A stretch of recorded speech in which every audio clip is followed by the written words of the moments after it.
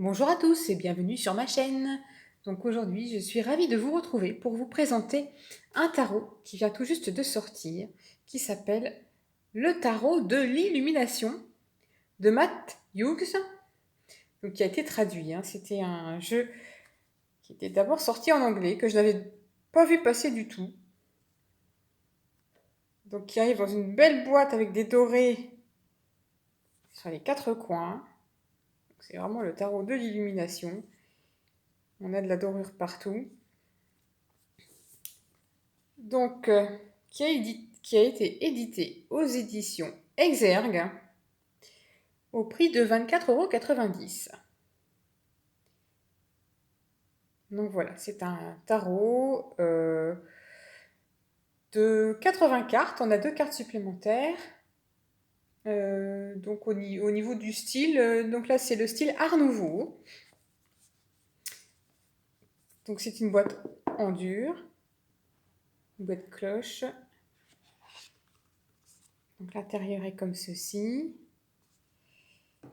On a un livret et dedans les cartes. Alors, le petit livret en français, donc il est en noir et blanc. On a juste la couverture qui est en couleur.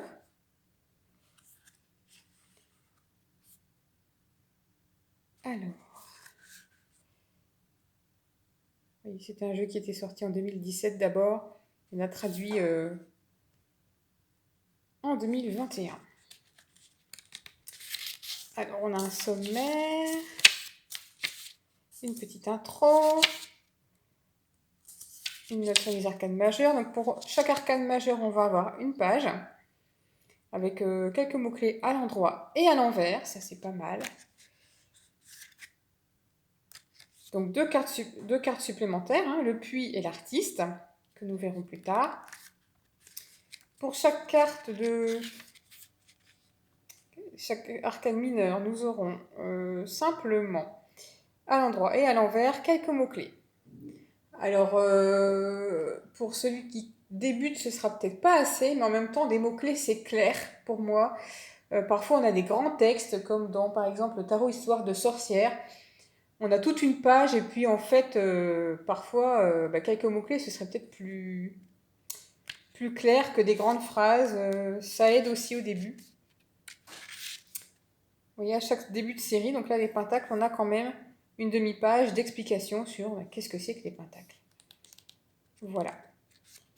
À la fin, nous avons à propos de l'artiste, des remerciements et quelques pages de notes. Pas d'exemple de tirage pour ce jeu-ci. Alors, avant de vous montrer les cartes, donc l'intérieur de la boîte est comme ceci. J'avais montré le couvercle. Voilà. Ça m'a fait penser tout de suite au Spirit Song Tarot. Au niveau des coloris qui sont doux, au niveau de la qualité, puisqu'on va le voir après au niveau des cartes, on y arrive. Nous avons des cartes d'excellente qualité. On a une bordure qui est normale. Vous voyez, on a un beau paquet. On a un dos qui est super beau. J'aime beaucoup, qui est parfaitement réversible. C'est rare d'avoir des jeux traduits, enfin des jeux où il y a du français, où on nous parle des cartes inversées. Et là, en plus, on a un dos qui peut s'y prêter, se tirer à l'endroit, à l'envers. Comme par exemple, je reprends l'exemple du tarot Histoire de sorcière, on a un dos réversible, mais dans le gros livre, c'est un gros livre là, mais on n'a pas de mots-clés pour les cartes à l'envers. Donc voilà. Là, on a vraiment un très joli dos, mat, une épaisseur de carte, mais alors...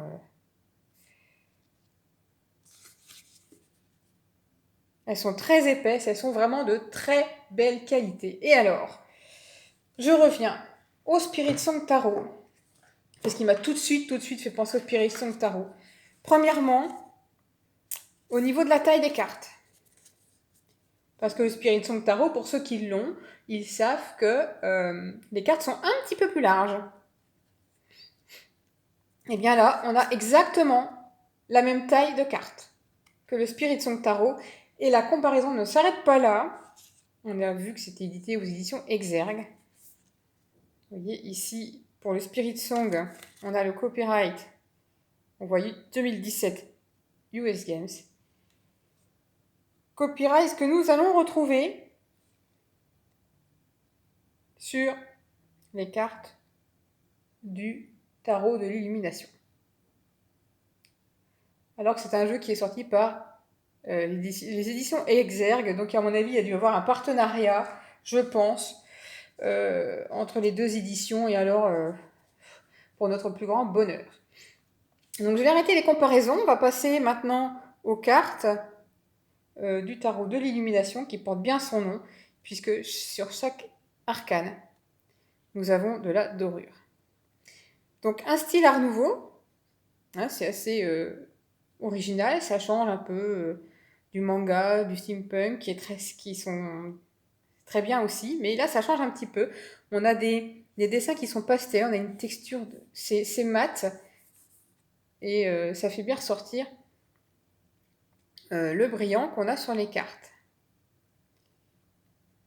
Vous voyez, on a vraiment des couleurs dans le fond des cartes, des couleurs qui sont pastels. Donc vous voyez ici l'arcane mineur, majeur, donc le fou, qui n'a pas été numéroté, avec son petit parapluie.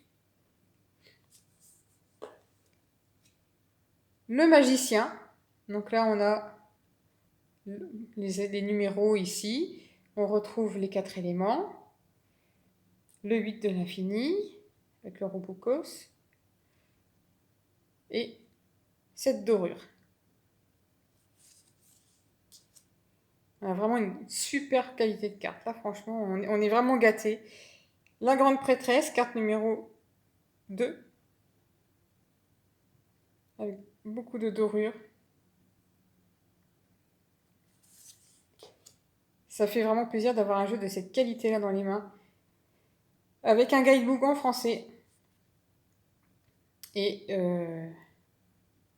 des mots-clés en droit en vert. L'empereur.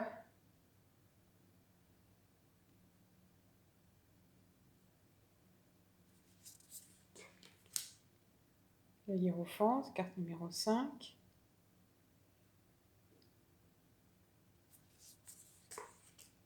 La carte numéro 6, les amoureux.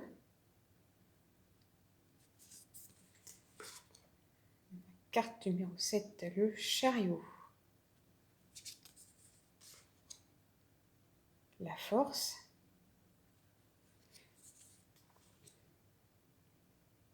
L'ermite. La roue de fortune.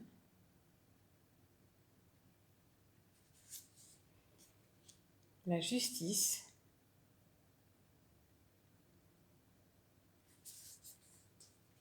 Le pendu.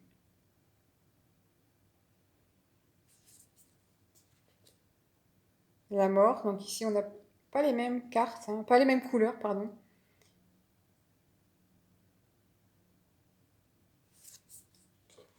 La tempérance.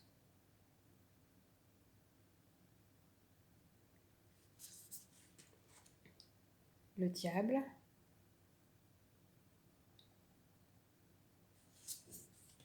La tour.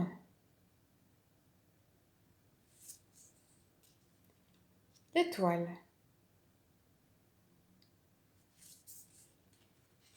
La lune.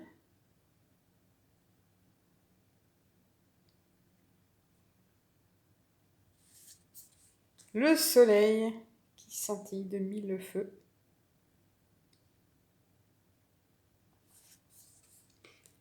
Le jugement.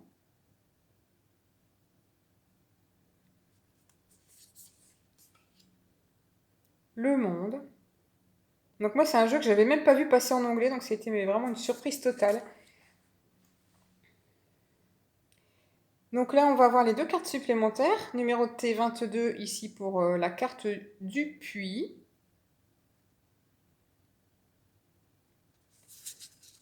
Et la carte numéro 23, l'artiste. C'est rare également d'avoir des tarots. Bon, il a été traduit, hein, mais avec des tarots en français, avec des cartes supplémentaires. Je me suis fait la réflexion que c'était pas forcément très courant. Regardez le paysage ici. Avec les petites ailes. Alors, on passe aux arcanes mineures et on commence avec les bâtons. Avec ces petites feuilles dorées, petits nuages. Le 2 de bâton. Le 3.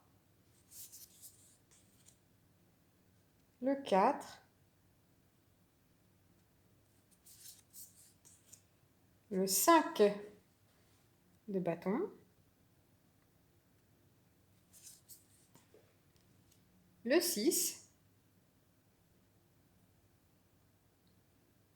Avec une petite fleur.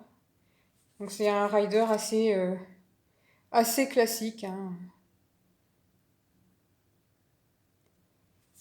On s'y retrouve bien. 9 de bâton. Le 10. Le valet. Le cavalier.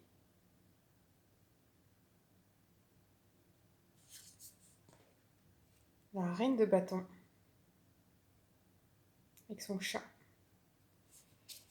Et le roi de bâton avec sa salamandre. Ensuite, nous passons à la série des épées. Avec l'as d'épée. Le 2. Le 3. Le 4 d'épée. Le 5. Le 6 d'épée. Le 7. Le 8 d'épée. Le 9 d'épée. Donc ici, on voit dans le fond. Hein. Un petit peu plus peur celle-ci.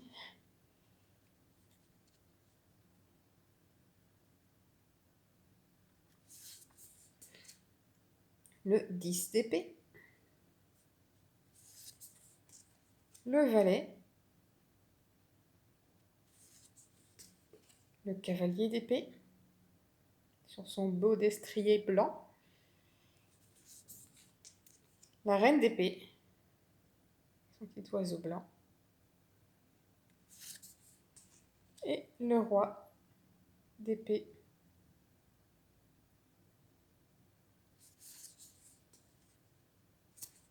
Oh.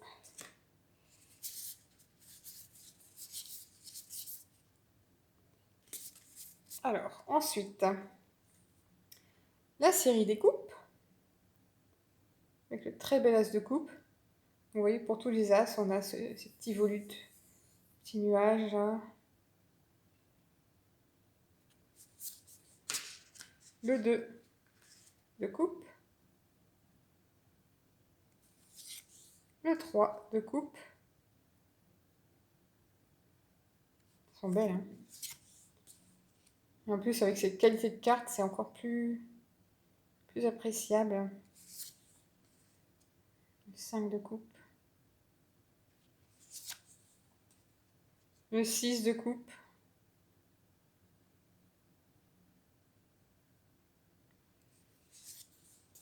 Le 7 de coupe. Intéressante celle-ci. Le 8 de coupe. Le 9. Le 10 de coupe. Le valet. Le cavalier avec son cheval. La reine de coupe.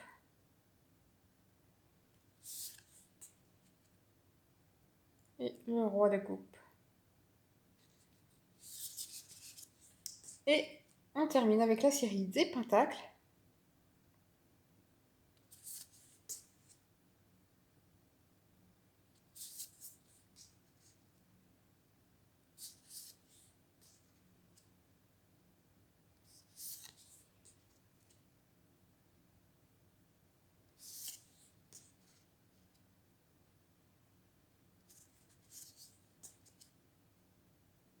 Et ça brille. Le 8 de pentacles. Le 9.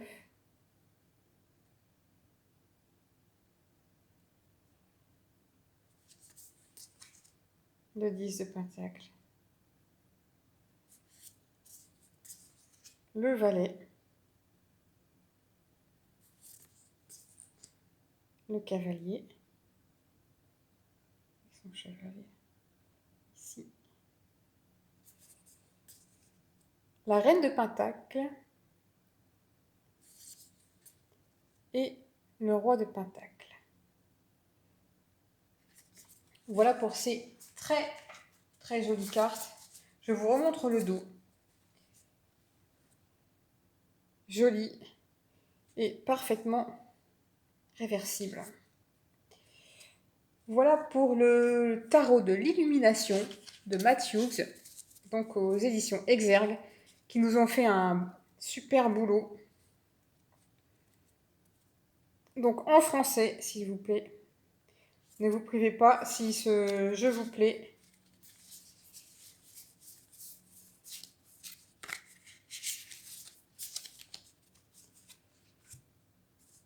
Donc on peut le trouver partout, Amazon, Cultura, Fnac,